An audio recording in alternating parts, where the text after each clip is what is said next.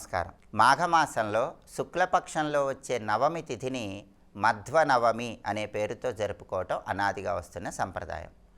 మధ్వనవమి సందర్భంగా మధ్వాచార్యుల వారిని స్మరించుకుంటూ మధ్వాచార్యుల వారి అనుగ్రహం కోసం ఇంట్లో దీపారాధన చేశాక ఒక ప్రత్యేకమైనటువంటి శ్లోకాన్ని చదువుకోవాలి.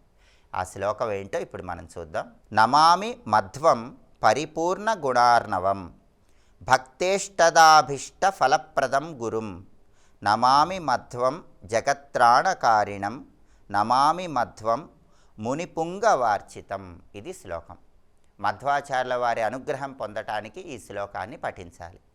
మధ్వాచార్యుల వారి ఆవిర్భావ వైభవాన్ని, మధ్వాచార్యుల వారి మహిమలను మనం పరిశీలించినట్లయితే మధ్వాచార్యుల వారంటే సాక్షాత్తు వాయుదేవుడి అంశాస్వరూపం. కృతయుగంలో వాయుదేవుడిగా, త్రేతాయుగంలో ఆంజనేయుడిగా, ద్వాపర యుగంలో భీమసేనుడిగా ఉన్నవారే కలియుగంలో మధ్వాచార్యులుగా అవతరించారని ధర్మశాస్త్ర గ్రంథాలన్నీ తెలియజేస్తున్నాయి. అందుకే వాయుదేవుడి మొదటి అవతారం ఆంజనేయ స్వామి అవతారం, వాయుదేవుడి రెండో అవతారం పంచపాండవులలో భీమసేనుడి అవతారం, వాయుదేవుడి మూడో అవతారం మధ్వాచార్యుల వారి అవతారం అని ధర్మశాస్త్ర గ్రంథాల్లో చెప్పారు. మధ్వాచార్యుల వారు ఆశ్వీజ మాసం శుక్లపక్షం దశమి రోజు అంటే విజయదశమి రోజు జన్మించారు. ఉడిపి పట్టణానికి సమీపంలో ఉన్నటువంటి ఒక ప్రదేశంలో మధ్వాచార్యుల వారు విజయదశమి రోజు జన్మించిన తర్వాత ఆయన 8 సంవత్సరాల వయసులోనే సన్యాస దీక్షను స్వీకరించారు. అచ్యుత ప్రజ్ఞ అనే గురువు దగ్గర సన్యాస దీక్షను స్వీకరించిన తర్వాత ఆయన పూర్ణ ప్రజ్ఞ అనే బిరుదు ఇచ్చి మధ్వాచార్యుల వారిని సత్కరించారు.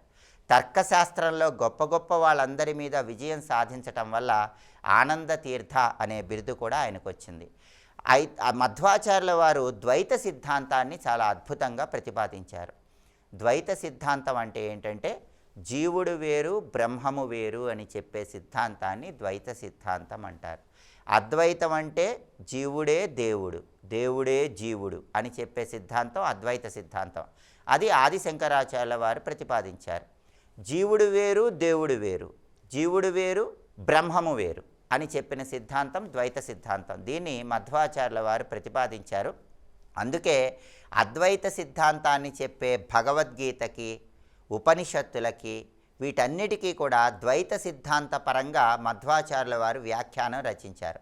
అద్వైత సిద్ధాంతాన్ని అద్భుతంగా చెప్పినటువంటి బ్రహ్మసూత్రాలకు కూడా సూత్రభాష్యం అనే పేరుతో ద్వైత సిద్ధాంతం పరంగా మధ్వాచార్యుల వారు వ్యాఖ్యానం రచించారు. అలాగే మధ్వాచార్యుల వారు ప్రధానంగా కొన్ని మహిమలను కూడా ప్రదర్శించారని ధర్మశాస్త్ర గ్రంథాలన్నీ తెలియజేస్తున్నాయి.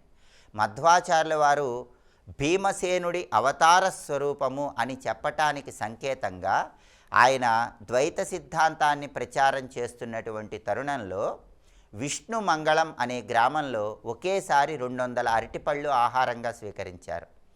అలాగే ఇషుపాతము అనే పేరు కలిగినటువంటి గ్రామంలో 1000 అరటిపళ్ళు ఒకేసారి ఆహారంగా స్వీకరించారు. అంబుతీర్థం అనే ప్రదేశంలో నదిలో ఒక పెద్ద బండరాయి అడ్డంగా వచ్చినప్పుడు ఒంటి చేత్తో ఆ బండరాయిని పక్కకు తొలగించి మార్గాన్ని సుగమం చేశారు. అలాగే అడవుల్లో ప్రయాణం చేసేటప్పుడు ఒక వ్యాఘ్రము పులి శిష్యుల మీదకు వచ్చినప్పుడు తన ముష్టి ఘాతంతో ఆ పులిని భయపెట్టారు. అంటే మధ్వాచార్యుల వారు భీమసేనుడి అంశస్వరూపము అని చెప్పటానికి సంకేతంగా ఈ మహిమలన్నీ ప్రదర్శించారు. ద్వైత సిద్ధాంతాన్ని దశ దిశలా వ్యాపింపజేశారు. తన 79వ సంవత్సరంలో మాఘమాసం శుక్లపక్షం నవమి తిథి రోజు ఆయన బదరీ క్షేత్రానికి వెళ్ళి బదరీ నారాయణుని దర్శనం చేసుకొని ఉత్తర బదరికి వెళ్ళి అక్కడ వ్యాస భగవానుణ్ణి పూజించి శిష్యులందరి సమక్షంలో అంతర్ధానమైపోయారు. కాబట్టి మాఘమాసం శుక్లపక్షం నవమి తిథిని మధ్వనవమి అనే పేరుతో ఎందుకు పిలుస్తారంటే ఆ రోజు శిష్యులందరి సమక్షంలో వ్యాస భగవానుణ్ణి పూజించి మధ్వాచార్యుల వారు సశరీరంగా అంతర్ధానమైపోయిన రోజు మధ్వనవమి.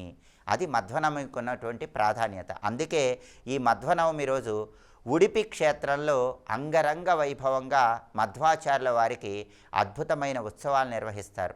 మంత్రాలయం రాఘవేంద్ర స్వామివారి క్షేత్రంలో కూడా అక్కడ ప్రాంగణంలో మధ్వాచార్యుల వారు రచించినటువంటి పుస్తకాలు, ఆయన చిత్రపటము రథంలో ఉంచి రథోత్సవాన్ని నిర్వహిస్తారు. అంతటి మహిమాన్వితమైనటువంటి మధ్వనవమి సందర్భంగా ద్వైత సిద్ధాంతాన్ని దశ దిశలా వ్యాపింపజేసినటువంటి మధ్వాచార్యుల వారి అనుగ్రహం ద్వారా వ్యాస భగవానుడి అనుగ్రహము, విష్ణుమూర్తి అనుగ్రహము సంపూర్ణంగా కలగటానికి ఏ శ్లోకాన్ని చదువుకోవాలో ఇంకొకసారి చూద్దాము. మరి నమామి మధ్వం పరిపూర్ణ గుణార్ణవం భక్తేష్టదాభిష్ట ఫలప్రదం గురుం నమామి మధ్వం జగత్రాణకారిణం నమామి మధ్వం మునిపుంగవార్చితం. శ్లోకం చదువుకోండి. మధ్వాచార్యుల వారి అనుగ్రహానికి ప్రతి ఒక్కరూ సులభంగా పాత్రలు కండి. స్వస్తి.